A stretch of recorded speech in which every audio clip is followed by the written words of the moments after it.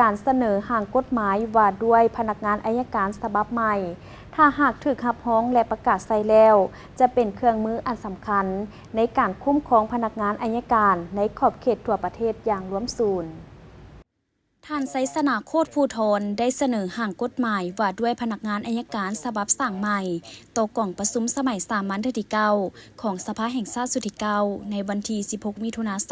2025ภายใต้การเป็นประธานของท่านนางสุนทรสัญจักรรองประธานสภาแห่งชาติโดยได้ยกให้เห็นความเป็นมาความสำคัญเหตุผลและความจำเป็นในการสร้างห่างกฎหมายฉบับนี้ซึ่งห่างกฎหมายได้กำหนดหลักการระเบียบการและมาตรการเกี่ยวกับการคุ้มครองการเคลื่อนไหวการจัดตั้งการเลื่อนขั้นการปลดขั้นการยกย้ายและการสับเปลี่ยนบอนประจำการของพนักงานอัยการถึงแม้ว่าเวียกงานอัยการประชาชนจะมีความยุ่งยากนักหน่วงปานใดก็ตามโดยเฉพาะแม้นพัวพันกับสิทธิและผลประโยชน์ของประชาชนบรรดาเผ่าสิทธิเสรีภาพของประชาชนพลเมืองและมีการพัวพันถึงสั้นคนทุกฐานะตำแหน่งอยู่ในสังคมซึ่งการปฏิบัติหน้าที่นั้นแม้นมีข้อสะดวกและข้อยุ่งยากเคียงคู่กันแต่สำหรับองค์การอัยการประชาชนแล้วเงื่อนไขและข้อสะดวกแม้นมีหลายเนื่องจากมีการชี้นำพาใกล้ชิดติดแท้จากกรมการเมืองศูนย์กลางพรรคคณะเลขาธิการศูนย์กลางพรรคสภาแห่งชาติและมีกฎหมายเป็นพื้นฐานให้แก่การจัดตั้งปฏิบัติที่เข้มแข็งมีพนักงานราชการที่มีความรู้ความสามารถ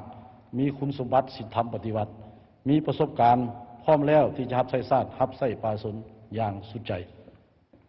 เพื่อสืบต่อเสริมขยายมติของประชุมใหญ่ครั้งที่ 11 ของศูนย์กลางพรรคของประชุมครั้งปฐมฤกษ์ของสภาแห่งชาติสุดที่9พวกเขาพนักงานอัยการประชาชนทั้งหมดในขอบเขตทั่วประเทศจะพร้อมกันออกแห่งแข่งขันปฏิบัติคำขวัญ3มี4รับประกันเพื่อเฮ็ดให้สังคมมีความสงบและยุติธรรมดังคำขวัญที่ว่าผู้กระทำผิดต้องถูกลงโทษตามกฎหมายผู้บ่ได้กระทำผิดบ่ได้ถูกลงโทษ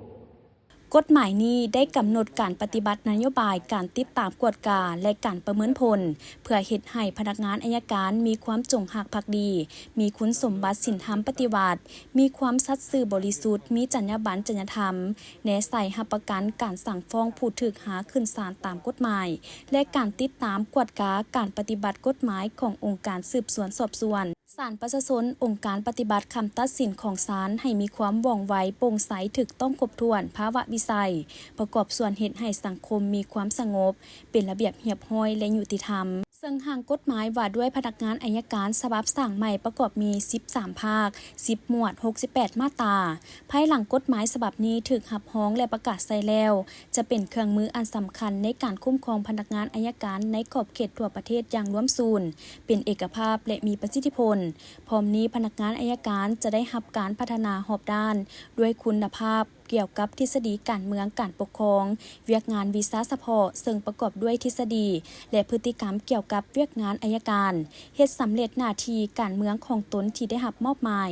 คุณภาพเวียกงานอัยการเกี่ยวกับการสั่งฟ้องและการติดตามกวดกาการปฏิบัติกฎหมายในการดำเนินคดีได้รับการจัดตั้งปฏิบัติมีประสิทธิภาพประสิทธิผลและถูกต้องตามกฎหมายการปฏิบัติกฎหมายว่าด้วยพนักงานอัยการแม่นติดพันกับกฎหมายว่าด้วยองค์การอัยการประชาชนกฎหมายว่าด้วยการดำเนินคดีอาญากฎหมายว่าด้วยการดำเนินคดีแพ่ง